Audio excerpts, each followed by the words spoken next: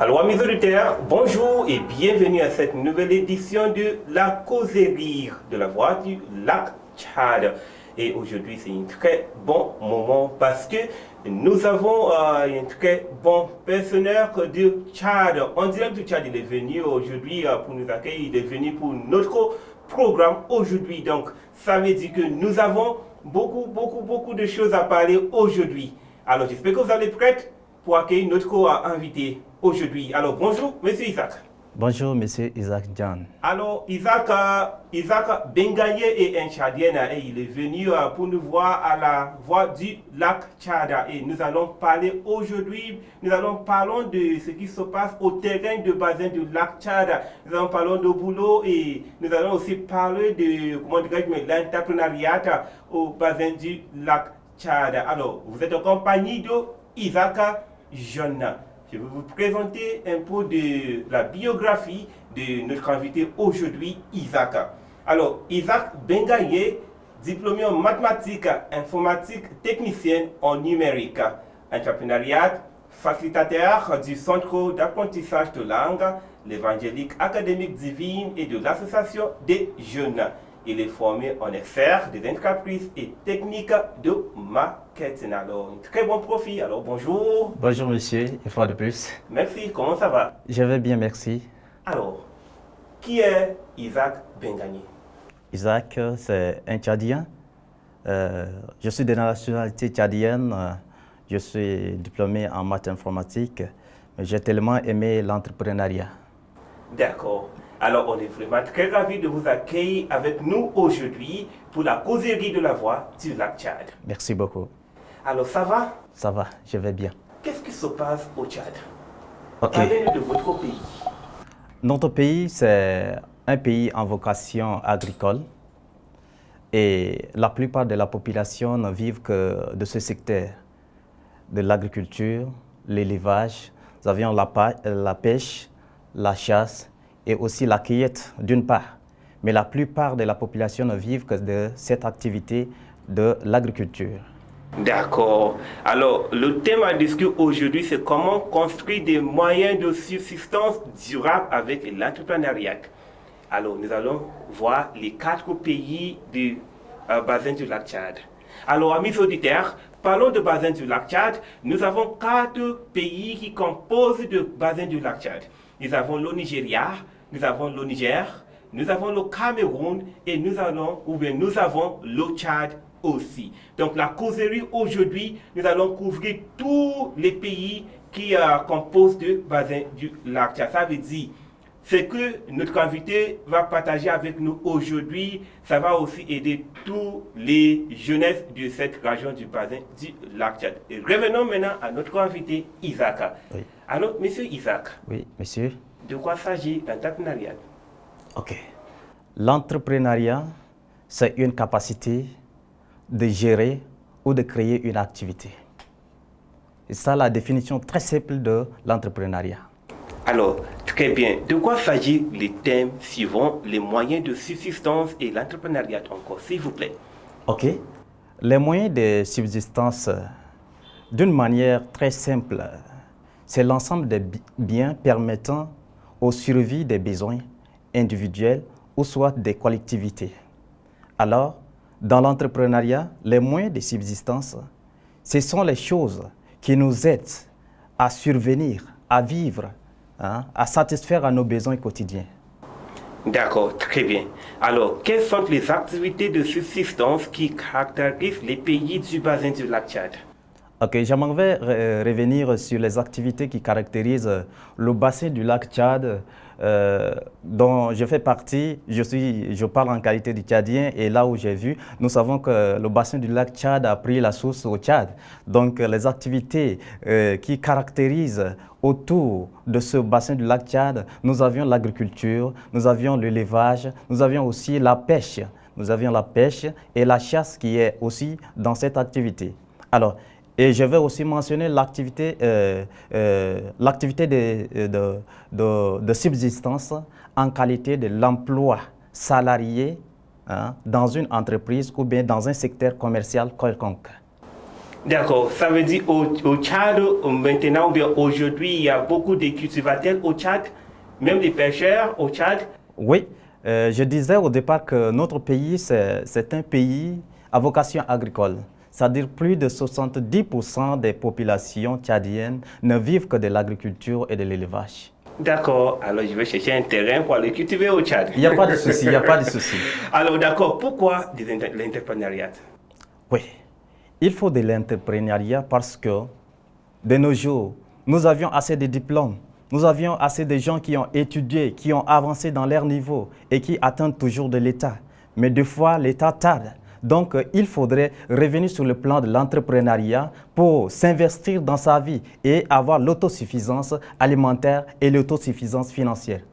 Alors, vous pouvez constater que les jeunesses dans la région de la Voie du lac Tchad pour aller sur le terrain de l'entrepreneuriat, mais il n'y a pas de moyens pour les supporter. Quelle est votre opinion par rapport à ça? Ok, ce que j'aimerais parler et encourager nos auditeurs à le faire est qu'après avoir étudié, nous avions défini déjà des plans à faire. Après le plan à faire, nous avions également des moyens qui sont le moyen naturel. À l'exemple de l'agriculture, ça c'est un moyen naturel qu'on peut aller et puis chercher une partie ou bien une portion de terre et essayer de le faire selon ce que nous avions acquis à l'école. Et à l'exemple de la pêche, il faudrait collaborer avec ceux qui sont les pêcheurs surtout et savoir comment entreprendre. Et dans ces deux activités, il y a aussi le commerce. D'accord. Monsieur Isaac, quels sont les points clairs de l'entrepreneuriat? Ok. J'aimerais baser sur les points clairs et les bases de l'entrepreneuriat. Dans l'entrepreneuriat, nous avions créé et nous avions entreprendre, nous avions l'entrepreneuriat, nous avions l'entreprise et l'entrepreneur. Donc, ces 5 termes permettent de caractériser l'entrepreneuriat. Je disais, nous avions la création, entreprendre, entrepreneur, entrepreneuriat et l'entreprise. D'accord. Maintenant, nous allons voir la vision des jeunesses dans cette région. Je vais parler de votre pays, le Tchad. Oui. Alors, je ne sais pas au Tchad, c'est toi qui viens du Tchad, Oui. vous connaissez le taux de chômage au Tchad. Qu'est-ce que vous allez dire par rapport à ça? Oui. Personne ne va dire le contraire. Le taux de chômage au pays est tellement élevé. Alors, mon conseil pour nos auditeurs est qu'il faudrait se donner à l'activité de l'entrepreneuriat. L'activité de l'entrepreneuriat vient par l'observation, l'analyse des idées et qu'est-ce qu'il faut produire, qu'est-ce qu'il faut faire dans ce domaine, qu'est-ce qu'il faut faire dans ce terrain et profiter de ce que tu fais. Donc, la plupart des choses dans l'entrepreneuriat, il faudrait une autosuffisance personnelle. Alors, quand on se donne, on va se trouver. Vous allez dire que qu'est-ce qu'ils vont le faire, n'est-ce pas? Oui. Maintenant, parlons de ce qu'ils vont le faire maintenant. On a besoin aussi d'un peu d'argent pour commencer de faire un peu de business, comme nous parlons de l'entrepreneuriat là. Alors, si, par exemple, moi, par exemple, si je vais aller, ou si je vais entrer dans une business et je n'ai pas de l'argent, je n'ai pas du sou pour me supporter, comment je peux le faire pour m'encourager même? Ok, d'accord. Pour ce faire, notre État a engagé certains efforts, mais en dehors de cet effort, il faudrait que la personne lui-même se donne. Il faudrait que la personne lui-même essaye. Mais ce que l'État a essayé de majorer sur le plan agricole et le plan de l'élevage, nous avions l'association, bien l'organisation LONAPE, Office national de l'appui à la promotion de l'emploi. Donc, notre État a essayé de majorer cela pour permettre à la jeunesse de se donner. Alors, quand tu écris un projet au titre agricole, tu viens, tu soumets ton produit et quand ils édifient le projet, ils étudient, ils voient que si ça peut aller, ils peuvent te financer. Ok. Vous pensez que le gouvernement de chaque pays du voisin de la Tchad peut essayer de créer un peu de clubs, quelques clubs quoi, dans la université ou bien l'école secondaire pour encourager les jeunesses par rapport à l'entrepreneuriat? Oui, c'est à coup sûr. Ok, mais pourquoi tu dis oui? Parce que l'État, maintenant nos États, par exemple le Cameroun, le Nigeria, le Niger et aussi y compris le Tchad, ils sont en train de voir le taux de l'emploi. On sait que le secteur commercial, le secteur industriel ne peut pas maintenant couvrir tous ces besoins. Donc, l'État, pas seulement ces 4 États, mais on peut voir d'une manière internationale. Par exemple, le programme alimentaire mondial, c'est un truc d'ordre international et ils veulent survenir à l'autosuffisance alimentaire. Mais avant que ces choses ne viennent, il faudrait que la personne se donne dans le terrain. D'accord. On a besoin aussi de connaître les stratégies qu'on peut appliquer en tant qu'un postulant ou bien une postulante. Si on cherche le travail et le travail ne vient pas, quelles sont les stratégies maintenant que je peux appliquer pour avoir petites choses à faire pour gagner l'argent? Quelles sont les stratégies que je peux aussi appliquer pour commencer ou bien pour devenir un entrepreneuriat? Ok. J'aimerais donner mon exemple personnellement. Lorsque j'étais encore sur les bancs de l'école et je continue toujours à étudier, mais ce qui m'a tellement aidé à l'université, je m'en suis accroché à une organisation de la télécommunication. Et je peux citer le nom, par exemple Airtel. J'étais un brand ambassadeur de l'Airtel. C'est ce qui m'a aidé à... Ça veut dire que nous avons un très grand ambassadeur de Airtel avec nous aujourd'hui. Ok, merci beaucoup. C'est ce qui m'a aidé vraiment à survenir à mes besoins à chaque fois. Et dès que je fais cette activité, j'ai un objectif. J'ai un plan à atteindre. Alors, pour atteindre cet objectif, même si je gagne 1000 francs, parce qu'au Tchad, on utilise le franc CFA. Donc, même si je gagne 1000 francs, je sais comment planifier pour atteindre mon objectif. D'accord. Maintenant, vous étiez encouragé. Merci beaucoup. D'accord. Alors maintenant, dis-moi, avant d'avoir gagné ou bien avant d'avoir devenu un entrepreneur, parce que selon ton profil, vous êtes un entrepreneur aussi, quel était votre défi que vous pouvez encourager les jeunesses qui vont devenir aussi un entrepreneuriat demain? Quel était votre défi et qu'est-ce qui t'avait motivé quoi? Ok, merci beaucoup. C'est une très belle question. C'est une très belle question. Les défis sont énormes. Au départ, avant la connaissance des autres, c'est un peu difficile. Pour être un entrepreneur, il faudrait une observation. Après l'observation, on fait une analyse. Après l'analyse, on vient maintenant sur le terrain et on essaie de voir qu'est-ce qu'on peut produire. Alors, quand on assemble ces points, on est déjà capable, avec une idée bien déterminée, maintenant ce qui manque, c'est le financement. Mais la richesse, la plupart de la richesse est mentale. Donc, quand on est mentalement déjà riche, le financement va venir. D'accord. Merci. Ok, alors qu'est-ce que vous allez dire aux jeunes qui vont aussi devenir entrepreneurs comme vous demain? Parce qu'il y a des gens, après avoir commencé, il n'y a pas de finances, il n'y a pas de l'argent pour les encourager, il n'y a pas de gens pour les encourager et puis ils se découragent. Quel est votre conseil? Ok, mon conseil, sous ce soleil, il n'y a rien de moins, ni rien de plus. D'accord. Tout a un début, tout a un fin. Donc, selon la détermination de la personne, à chaque fois qu'on se nourrit de l'idée de devenir quelque chose, on le devient, forcément. Parce que l'idée, chaque jour, tu penses à ce que tu veux devenir. Tu penses à tes objectifs. Alors, je pense à devenir un commerçant. Alors, il faudrait analyser qu'est-ce qu'il faut commencer avec. Nous avions le truc, l'agriculture. On peut commencer par l'agriculture, ou soit l'élevage. On peut commencer par la pêche, ou soit la chasse. Ça, c'est les choses naturelles qu'on peut avoir. Ce sont les prérequis naturels qu'on peut en avoir avant de postuler ou bien avant de continuer dans le domaine de l'entrepreneuriat. Donc ça, c'est le domaine de physique.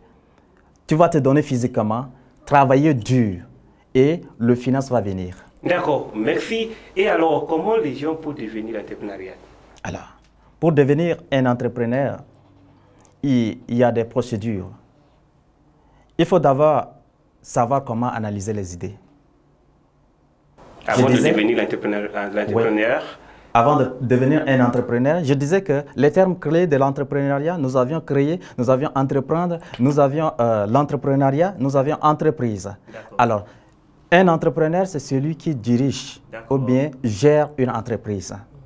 Ou bien, une entreprise, c'est une activité quelconque, une activité régénératrice qui peut aider au survie. Alors, pour devenir un entrepreneur, tu dois créer, tu dois entreprendre. Alors, quand tu entreprends, tu deviens un organisateur, un coordinateur et tu deviens un entrepreneur. Ok. D'accord, si une femme ou bien une dame ou bien un jeune homme pour créer quelques business à côté avec petit argent, par exemple, si j'ai 100 000 francs Oui. maintenant et je vais commencer à vendre quelque chose comme ça, c'est quel type de produit que vous voulez que je peux commencer avec qui va me profiter à la fin de mon business? Ok. Le 100 000 francs, c'est déjà un chiffre un peu élevé. D'accord. C'est suffisant pour faire développer un business dans certains coins. Je vais aller si simple. Par exemple, un salon de coiffure. Le 100 000 francs fait couvrir ça et on peut, à partir de là, on peut trouver des moyens pour sa survie. Si c'est salon de coiffure féminin ou soit masculin, ça peut déjà nous aider. Et à part ça, on peut louer une petite boutique et commencer avec les sucres, commencer avec la cigarette, commencer avec les magies, commencer avec les bonbons. Et aussitôt, au fur et à mesure, ça vient. D'accord. Merci. Revenons, nous allons voir ou bien parler des chefs d'État maintenant. Ok. Qu'est-ce que vous pensez, vu que les chefs d'État, pour le faire, pour encourager les jeunesses de la région du bassin du lac Tchad, pour les motiver à devenir l'entrepreneur? Ok. Le message que j'aimerais envoyer à nos chefs d'État est qu'ils doivent encourager la jeunesse dans l'entrepreneuriat. On sait que dans l'entrepreneuriat, c'est un secteur de l'indépendance.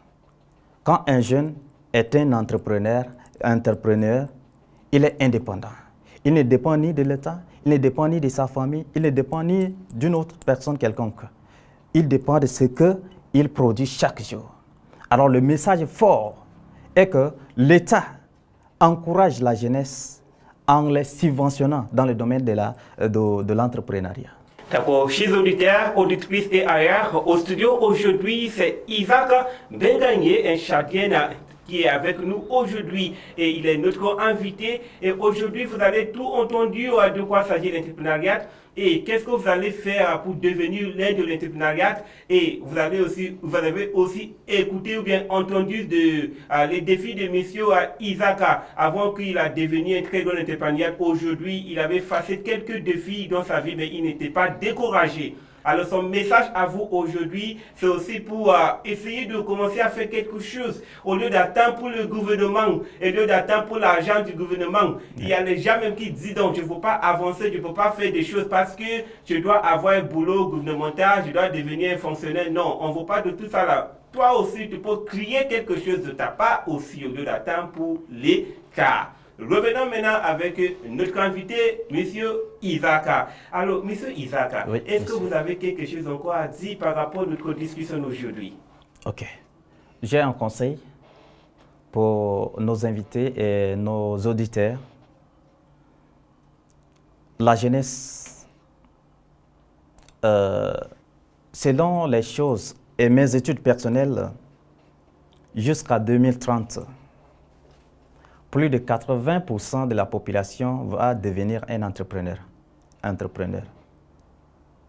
Parce que le salaire va plus survenir aux besoins quotidiens et les activités de revenus que l'État est en train de faire ne peuvent pas aider à toute la famille de devenir ou bien survenir à ses besoins. Alors, mon message fort est que chacun doit avoir l'idée d'entreprendre. Que tu sois un fonctionnaire, déjà, il faut entreprendre. Tu es en train de chercher de l'emploi, il faut entreprendre. Quand tu es encore sur les bancs de l'école, il faut entreprendre. Je vais donner l'exemple d'un pays anglophone que je connais, par exemple le Nigeria. Les élèves se donnent à l'entrepreneuriat. Ils se donnent vraiment au travail. Et j'ai tellement aimé. Lorsque j'ai fait mes séjours au Nigeria, j'ai apprécié les élèves nigérians parce qu'ils se donnent dans l'entrepreneuriat. D'accord. Merci. Et finalement, parlons-nous un peu des acquis de l'entrepreneuriat. OK. Les acquis de l'entrepreneuriat, nous avions l'autosuffisance alimentaire. Nous avions l'indépendance financière. Quand tu es un entrepreneur, tu n'as pas besoin d'une autre personne de te soutenir parce que tu pourvois tes besoins quotidiens. Donc, tu es devenu un indépendant, une personne indépendante. Tu dépends de ce que tu produis. Alors, chers auditeurs, merci d'être connectés avec nous aujourd'hui. Ça vient depuis de la page de la voix du Lac Tchad.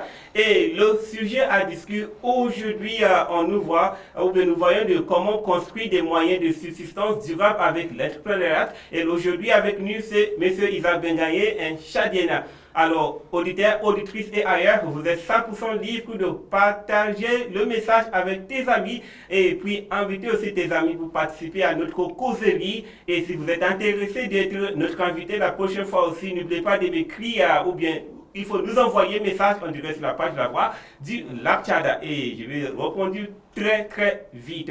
Alors, M. Isaac Bengaye, oui. Merci infiniment. Merci beaucoup. Vous que vous avez déjà passé quelques mois, mais quelques années au Nigeria. Oui. Qu'est-ce que vous avez vraiment apprécié de ce pays? OK. Ce pays, c'est un pays indépendant. Un pays qui apprécie vraiment le secteur commercial. Le secteur de capitalisme est tellement développé dans ce pays. La jeunesse de ce pays ne dépend pas absolument de l'État. Ils dépendent de leurs activités hebdomadaires. Chacun cherche ce qui peut le profiter. Pendant que nous fréquentions ensemble avec les Nigérians, ils dépendent de leurs activités. Ils m'ont enseigné quelque chose qui m'a tellement aidé.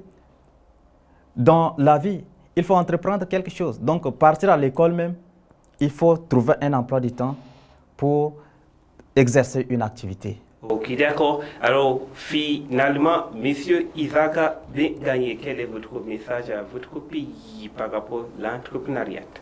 Ok. Mon message pour mes compatriotes est qu'ils se donnent à l'entrepreneuriat. Comme notre définition est très simple, je dis c'est une capacité de créer ou de gérer une activité quelconque. Alors, quand on a la capacité de créer, on doit créer et gérer. Quand on a une capacité de gérer, quelqu'un peut te confier quelque chose et tu peux bien gérer et ça te permettra de survenir à tes besoins. Alors, chez les auditeurs, auditrices et ailleurs, je parle du Nigeria, Tchad, Cameroun et Niger. Vous avez tout entendu de notre invité aujourd'hui, tout ce qui concerne l'entrepreneuriat et les techniques que vous allez appliquer pour avancer loin dans le système de l'entrepreneuriat. Alors, merci infiniment d'être avec nous aujourd'hui. Partagez les vidéos avec tes amis aussi, invitez tes amis aussi d'être connectés avec nous pour la prochaine rendez-vous. C'est, ou bien le titre pour la causerie, je t'avais dit avant, c'est l'aspect de l'entrepreneuriat que nous allons discuter et ça peut aussi vous aider. Oui. Alors, il y a des gens qui sont à l'école après d'avoir fini ses études. Ils cherchent le boulot partout. Ils cherchent le boulot partout. Notre invité aujourd'hui vient de nous expliquer que même le système de l'agriculture aussi, ça aide beaucoup. Pourquoi pas avancer? Pourquoi pas commencer à faire quelque chose? Acheter un petit terrain, planter quelque chose, vous allez avancer. C'est l'aspect de l'entrepreneuriat aussi. Oui. Alors donc, notre invité l'a tout dit et j'espère que vous avez tout compris. Merci d'être connecté avec nous. Merci beaucoup et j'espère qu'on se verra la prochaine fois encore. Au revoir et à la prochaine. Merci.